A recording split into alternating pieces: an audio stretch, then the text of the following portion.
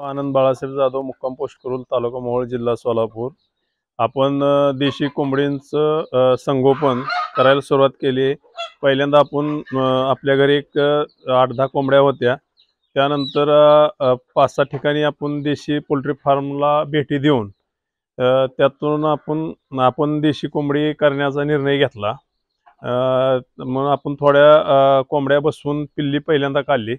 नंतर आपल्याकडे आता एक 100 ते 150 कोंबड्या आहेत आपल्या देशी, आणि त्यातूनच आपण पिल्ली काढून पिल्ली विक्री करण्याचा व्यवसाय करतो। आणि साधारण मी 1 वर्षापासून हा व्यवसाय करतोय।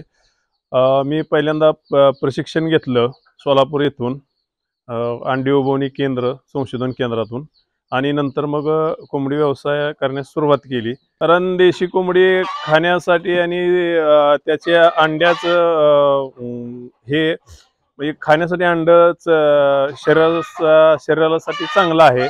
आणि दुसरी गोष्ट म्हणजे बॉयलरनं ते इंजेक्शन वगैरे देऊन ते मांस खाण्यापेक्षा ही देशी कोंबडी खाल्लेली केव्हाही चांगली, कारण देशी कोंबडीचे फायदे जास्त आहेत। पण आता बरेच डॉक्टर असतील, इंजिनियर असतील, किंवा मोठे मोठे लोक असतील, ते देशी कोंबडीची मागणी आपल्याकडे करतात की बाबा आम्हाला प्युअर देशीच द्या, 2 रुपये जास्त घ्या पण प्युअर देशी द्या म्हणून जरा मागणी असल्यामुळे आपण त्या देशी कोंबडी पालनाकडे आपण वळलेलो आहे। आता ही जी कोंबड्या आहेत त्याचं मार्केटिंग कसं करतात, कसं विकलं जातं?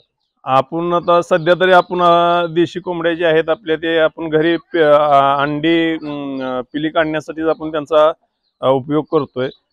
भविष्यात देशी कोंबड्या वाढवून त्यांची विक्री करण्याचा आपला मानस आहे। आणि आता आपण सध्या पिल्ली कोंबड्यांची पिल्ली काढून ते विक्री करतो। आपण देशी प्युअर देशी पिल्ल्यांची विक्री करतो। तरी किती उलाढाल होत असते? साधारण मी आता 1 वर्षात माझे साधारण 1 लाख रुपयाची मी पिल्ले विकली आहेत आतापर्यंत।